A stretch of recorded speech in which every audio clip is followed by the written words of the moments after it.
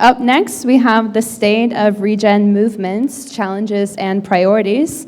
So we'll be welcoming Corey back on stage as a moderator, in addition to Griff from Giveth and Common Stack, Kevin from Gitcoin and podcast host Greenpill, Sejal from Greenpill Network, Yasmin from Andolo Malari, and we'll be discussing the significant hurdles that must be surmounted on our journey toward meaningful change. So stay tuned. Hi again. Oh, no, it's not. Hi, everyone. So the panel was already introduced, but you getting the feedback? We got some reverb. Hello? Okay. Is it Should more we stable all now? do a mic check? I think it's Check. check. Yeah? Okay, great. Thanks for having us on the panel today. Definitely. I thought that we could kick off maybe with just a short round of introductions, if you want to introduce yourself for 2 minutes. A little bit about your background regarding regenerative movements. Sure. Okay. My name is Yasmin, and I work in regenerative agriculture. I have a corporate background. I actually have an education in sociology and anthropology, and then I have a corporate background in communications. I've been working in agriculture since, I think, 2015. I quit my corporate job to pursue a better passion, let's say. And I truly believe in regeneration and systems change. I prefer to work with the land and with food because I like working with things I can touch. And I'm not an expert on Web3. I'm really excited to be here sharing views with you guys. But I'm a firm believer in regeneration, and I think through regeneration we're going to be able to change the system. Thank you. We're just doing intros. Mm-hmm. Tess, can you hear me? Hello? Okay. Yes. All right. Hey everyone, I'm Kevin Iwaki. I suppose I'm mostly known for founding Gitcoin, which is it makes Gitcoin Grant Stack a tool that you can use to fund what matters in your ecosystem. We funded $55 million worth of impact so far. And I also wrote a self-published book called Greenpill, which is all about how crypto can regenerate the world, and run a podcast all about the same topics. So going broad, movement building with the Greenpill podcast, and going deep on practicing it with Gitcoin. Nice to be here. Yeah, I'm in the same boat as these guys. Just been building in refi, well, since I guess you could say 2015, if you want to count the DAO. But founded Giveth and Common Stack and General Magic, and really helped organize the Token Engineering Commons and a whole lot of other DAOs. Just trying to, my goal is really to figure out economic models that can work where business models don't, because, well, we can't let governments and nonprofits, these broken models, be the only models we have. So I really am trying to figure out how we can take the economic models of crypto and apply them to making the world a better place. Thanks. Hi, everyone. First of all, it's really an honor to sit alongside Kevin, Griff, and everyone here on this panel. I'm Sejal, and I work with Greenpill Network. Greenpill was the podcast started by Kevin, and my interest always was that how is that everything can be simplified and can be, utilized by local people, right? So that's how we kind of started. I got associated with Greenpill Network, where one of our core pillars is local chapters, where we kind of try to dissect every complex mechanisms or the talks that happen and see if this can be implemented at local level. So that's what I do. And yes, thank you. Thanks. And the intention was really to bring all of you together because you're all involved in regenerative movement building in some sense or another across different industries. And the idea would be to have this be a looser, more just open, dynamic discussion Please feel free to jump in whenever if you have something that you want to say, and we can just kind of talk about some stuff. But I thought the first thing I wanted to ask is, how do you think it's going so far? The regenerative movements that you may be involved in your specific sphere. How do you think that the building of these movements is progressing currently, or what the current state looks like? If somebody wants to take that. I think it's going well. It's maturing. We're still early days, and I think that it's really hard to battle the trading conversations and the let's make as much money conversations in crypto. So sometimes I would say the refi movement kind of gets drowned out amongst the larger conversations. But it's just been growing and growing nonstop.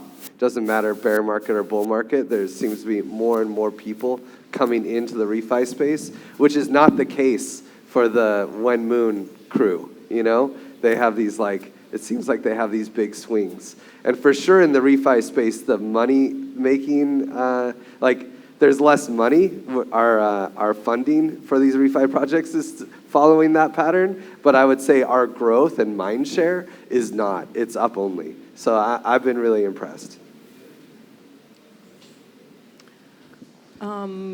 Okay, from a different angle, I think it's going well too. Let me start with that.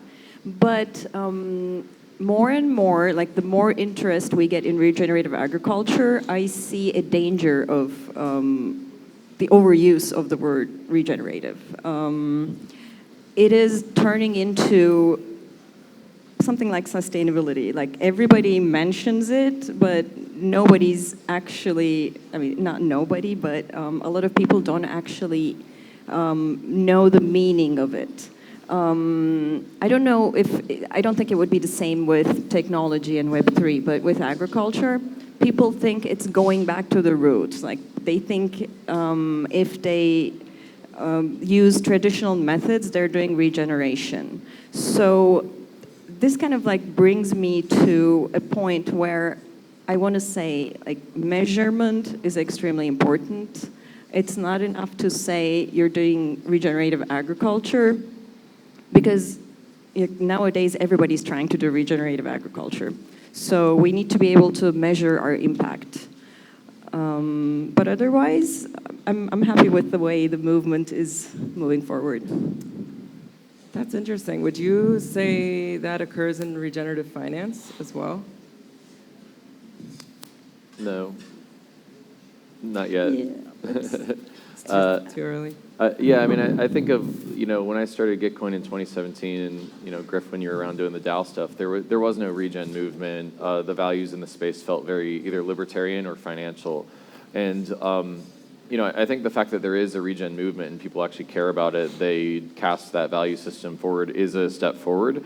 But we haven't really matured it such that there's proof of impact instead of just virtue signaling, or it's hard to tell the difference. And so proof of impact will be a really important metric, I think, for separating out the projects that are really truly doing stuff that's impactful and regenerative from those who aren't. And I think 2024 will be the year of impact attestations. We've built an impact attestation integration into Gitcoin grants, and so you could, in our pilot program, you can see which projects are actually claiming impact and the attestations of the impact right on the grant, so you know which ones to fund based off of the audit trail of their impact. And the user experience on that is even really rough. It's just a pilot.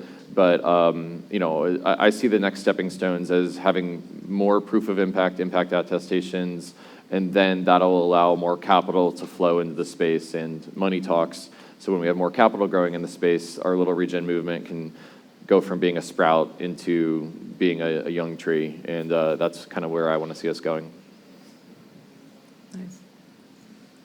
Yeah, I think I can talk about how this is really happening on ground. I feel like what really helps is having like leading by example. So for example, we have the chapter Green Pill Turkey, and one of the guys, Soto, that I was also sharing with Kevin today morning, that he actually raised funds through Gitcoin, and he always wanted to start a hemp store, and he could start that just because of those funds. And last night I met him, and he was like, I am so grateful for this. And because he could do that, there are so many people in his community who have been onboarded to actually participate in Gitcoin round. Like they are doing their own round, Earthist round. Soto is doing that, and those people are sort of, have applied to that. So, and before that it was super difficult. So I feel like leading by example, at least at local level, is something that really helps in kind of changing that, shifting that mindset, which people usually have for crypto, which is like it's a scam. So that is something that I am really interested in, and enabling people to do more of that so that they can share. And eventually these are the people who will essentially help this spread more. And the second thing that I feel is really helpful helps is like, don't assume that people will know this. Like this is what, we recently did an experiment with HyperSearch integration in GrandStack, where we were like, okay, how do we reward chapters, right? How do we know what are the things that they're doing? So what I realized in the process of that is people don't really understand why HyperSearch or why are we doing this, right? So there is, like, education is such an important factor in anything that we do, and I feel the experiments will be much more successful if we really give, put our focus on education as well. So yeah, I think those are the two things that I feel if we do more can also help this spread faster. Nice. Sorry, trying to keep my voice intact. Is there anything that you think is preventing us from moving faster in terms of building the movement? Because it always feels a bit like there's this urgency behind, well, the world is on fire. Mm-hmm. And the movement may be growing fast, yet often when you even ask a person in the world about regeneration, they don't even know what that term means. So yeah, I was just curious if from your perspective, in whichever world you're in, if you think there's something that's maybe an obstacle or something that we could be looking to overcome to build this faster. I think one of the biggest obstacles is this belief that there's no money in this kind of work. And I think that's just like very not true. The opportunity that we have to replace governments and nonprofits in that system with something that is vastly improved is huge. Governments are spending $35 trillion a year on providing public goods for society. If we can first augment governments, make them more efficient by creating systems that are better designed to achieve the goals that they want, and incorporate even just like quadratic funding. Imagine if a government, instead of all of the bureaucracy that they have around trying to distribute funds, just use quadratic funding, right? How much they would cut, and also how much extra money they would get on top of their the money that they're spending. That's just like a very simple, I think most people here know what quadratic funding is, so I'm not going to explain it, but it multiplies the money, and it's just one of thousands of mechanisms that we're coming up with that can make public goods funding more efficient. And so if we think of it in this way, there's this like a huge pile of money out there. Trillions. One of the largest industries in the world is governments. So if we can augment that system, there's a huge opportunity.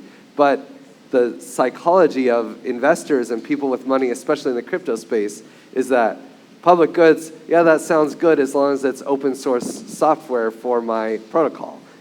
That's the only public goods that they see monetary value in. And I think once we can get them out of that mindshare and help people see the real opportunity, which is human coordination around creating abundance for society, then I think that'll open up a lot of doors. But that's the biggest blocker for me. Yeah, I'm not.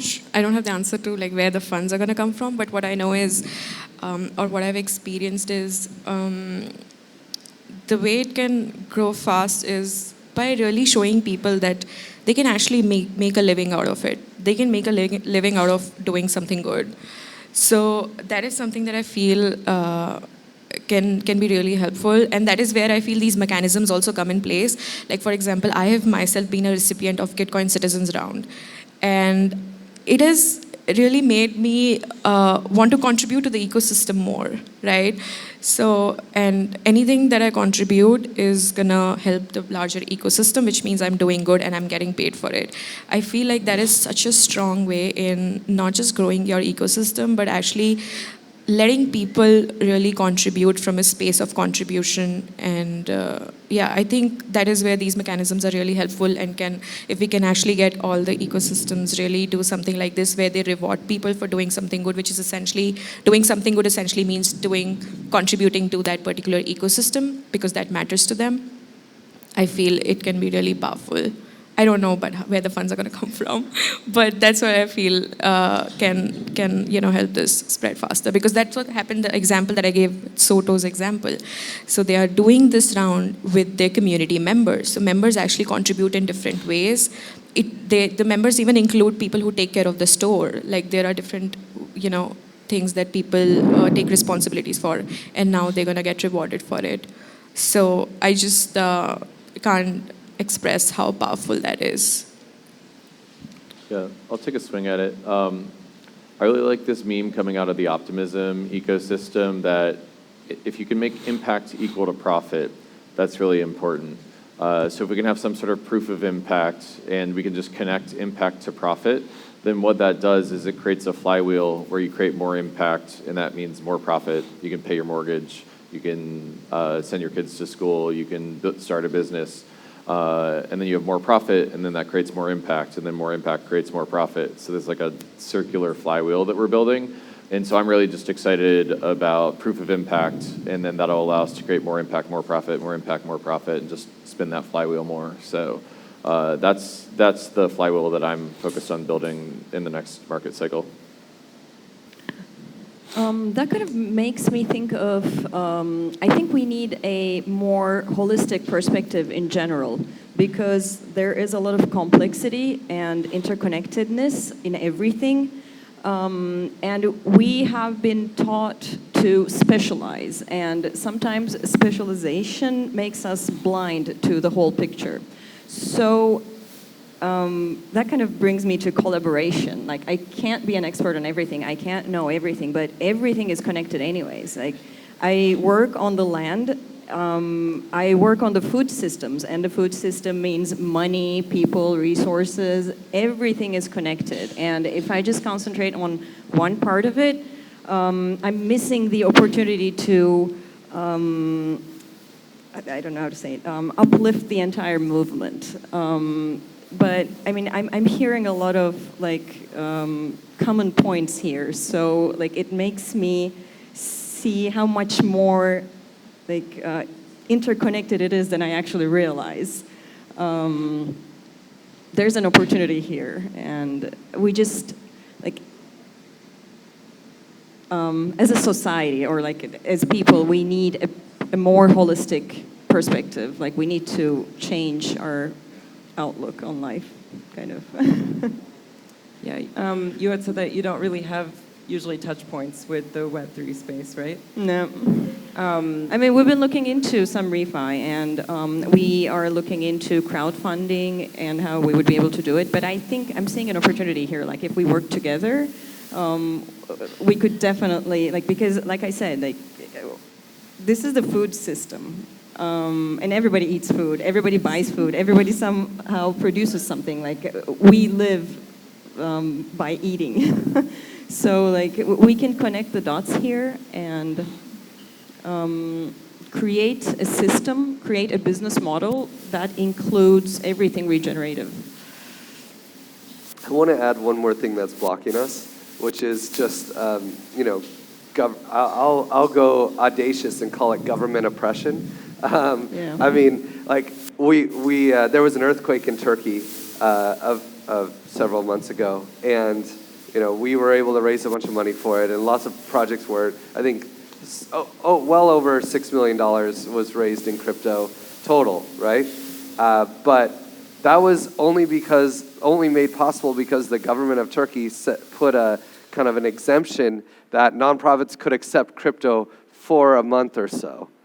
And now we're trying to get nonprofits here in Turkey to get on Giveth and we have them all there, but they're not allowed to promote or accept crypto because it's basically illegal to transfer crypto to a nonprofit or any business unless they have a license, is my understanding. So, that really slows it down. We could be raising a bunch of money and doing a QF round for the earthquake relief still, which there's still a lot of work that needs to be done to help people there, but we can't. Government won't let us. Yeah. I'm actually going to look into that. I'm curious because we do a lot of stuff in the earthquake area as well. Yeah. Maybe we'll find a solution. There was a great group called Turkey Relief DAO, and I had a couple calls with them, and I was excited to try to do something. They're just like, we can't. Yeah. The nonprofits are not allowed to accept crypto. Okay. Yeah, I mean, it's the same with agriculture. You do a lot of regenerative practices. You create something different, a different business model for a farmer, which is going to help him greatly and restore the health of the soil. But then there's always a government issue. There's either no standardization or they don't do subsidies or something, and the farmers are discouraged. And at a certain point, they just give up. They're like, I don't want to deal with this. Yeah. A lot of resources goes to waste. Just that's interesting. As millions another of dollars. obstacle. Yeah, millions of dollars. That makes me sad. Yeah, me too, actually. I mean, it's also interesting, that you're on the regenerative agriculture side. You've been looking into refi, in the name of circumnavigating government blocks and looking at how to maybe just align efforts outside of that. How accessible do you find it actually to build a bridge between your world and this world, for example? I think this is pretty trending at the moment. So, for me, access is quite easy. I get to talk to a lot of people who are in this business already. But I haven't really been able to bridge the gap either. And part of it is, actually government policies. And also, although refi is trending, people don't necessarily still understand it. I don't know. There's a long way to go there. It's like onboarding. Onboarding, yeah. Yeah, we know a lot about that. Yeah, makes sense. Can you hear me? Yes. Yes. I would love to ask you, because I know Regens Unite do a lot of onboarding sessions, and you guys also work with a lot of people on, onboarding them. What has been your experience, and what do you think are the top challenges that we should really focus on, or, that have been hurdles for getting these people? In regards to onboarding, there's a few things. I think the first thing I'd mention is simply language. Even using the term refi is, people don't know what that is. Yeah. And then you say regenerative finance, and they're like, what's regenerative? And it's just, I think taking a big step back, and if we could just simplify the thing and start from the point where people are at, really, what do they understand in their world, starting from that, and then piece by piece, working through the onboarding steps to get to where we're trying to go is, it's hard to do. It's hard to suss out in the beginning. It depends on the format.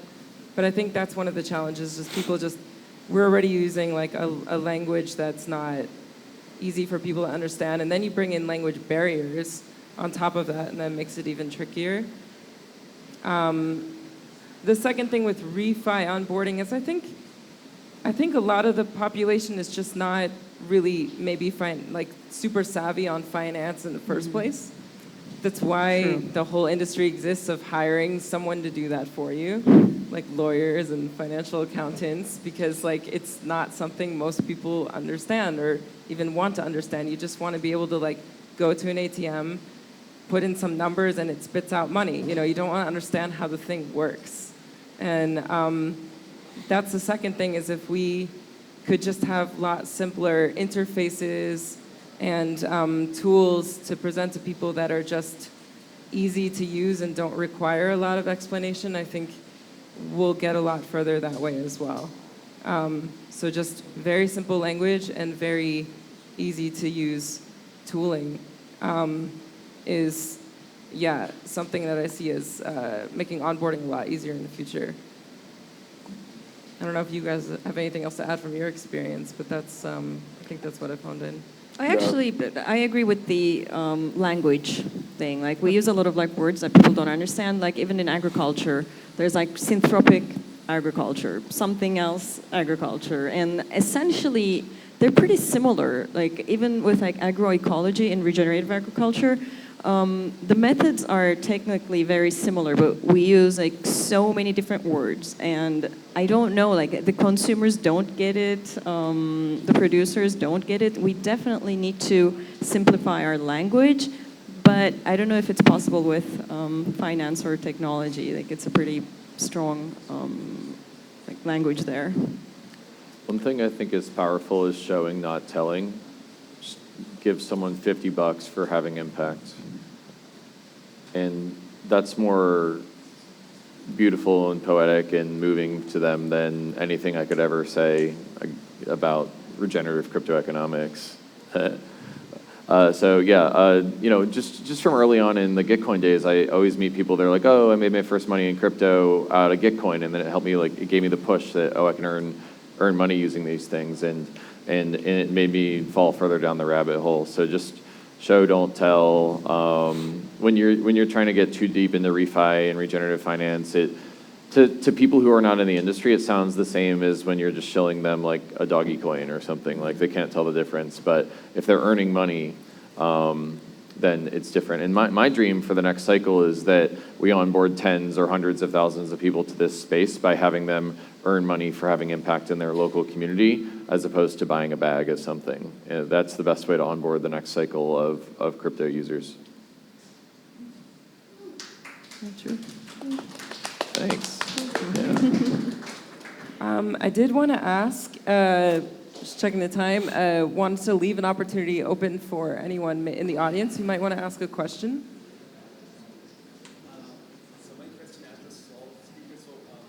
So some of the speakers just mentioned measuring impact, and my question is addressed to all of the speakers. So is there any measurement unit from your perspective for impact? Because as long as we are talking about impact as a marketing initiative, so there is no need to measure it. It's just showing up, just show some pictures, and that's it. But if you're talking about the entire new economic system, which is able to push the whole movement, I think that we need a measurement unit for the impact, for the activities, which leads us to create maybe a new kind of currency or financial system. So what is, from your perspective, a measurement unit? What could be a measurement unit for the impact? Yeah, I mean, I think the opportunity space is very broad, and the problem is that there's hundreds of different public goods, and within each of them there's different ways to measure impact. So the way I'm going to measure impact for a climate project is different from a reforestation project, is different from an economic development project, is different from open source software project. And so, you know, I think the quadratic funding, because the number of donors and the breadth of the people, when you're donating to a project with quadratic funding, you're kind of attesting to its impact. And that's a generalized way of doing impact measurement across all of those niches. And it's imperfect, like, don't grimace at me too hard. Like it's not perfect, but it works across all these different verticals because you're kind of building a web of trust around each project, and you can see, oh, the people in these communities that are being serviced by this impact, do they attest to that impact? So that's a way of going broad. But I think that the next level will be having oracles that measure the impact in a trustworthy way in each of these verticals. And it's going to be harder to do in some verticals than others, and it's going to be a journey. It's going to take several decades to get these oracles feeding blockchain systems the right impact metrics so that we can fund what matters. So yeah, my answer is we can kind of approximate it with web of trust in things like quadratic funding and quadratic voting, but the real end game is like individual deep impact metrics in each of these niches. Yeah, maybe just to add, is this on? Okay. It is, yeah. Just to add, it's nearly an impossible problem because impact is naturally qualitative. So when you're trying to quantify it, like that's just, you need humans in the mix. We're not going to have magical solutions for that. It's like, how beautiful is a sunset? How much help did this program have to this community? It's just impossible to measure, but it's manageable. We can manage solutions and we can iterate and get things better and better. But I think it's always going to have humans in the mix, and markets are really great at quantifying qualitative value. So when integrating markets, like quadratic funding kind of integrates a market dynamic, and I think that we'll see more interesting market dynamics that can really do a good job at measuring impact. Yeah, I think having something is always better than having nothing, because recently we did this experiment with hypercerts like I talked about, which Kevin introduced to Green Pill. Before this, we had no way to see what the chapters are doing, but at least now we get them to upload the links of the proofs of the proof of work that they have done, right? It can be a meetup they did, and they have to click pictures, make videos and everything, and then upload it, right? At least there is something that we can see, okay, this is the work that has been done. Yeah, hopefully, I believe going ahead we'll have better ways to measure it, but I do feel like having something is really good than nothing. Yeah. I forgot to mention, one thing that's going to bootstrap the impact measurements is that optimism, retroactive public goods funding is pushing every project to self-report their impact. So at least we're getting impact metrics out there, and they're imperfect, and then we'll build on-chain versions of them with attestations, and then it'll deepen the momentum from there. So I think they're providing a meaningful jumpstart to the cold start problem by just requiring every retro PGF grantee to self-report their impact. Yeah, and well, go, no. No, it's okay. I was just going to say measuring in agriculture is so much more easier. Yeah. I mean, I can easily measure the ecological impact, and with social and economic, I basically make use of sociology or statistics. So I don't really have a complicated answer for this. It's already happening. We're already able to measure a lot of things we want to measure. Of course, there are a few things that prove to be difficult, but it's not an issue here with agriculture.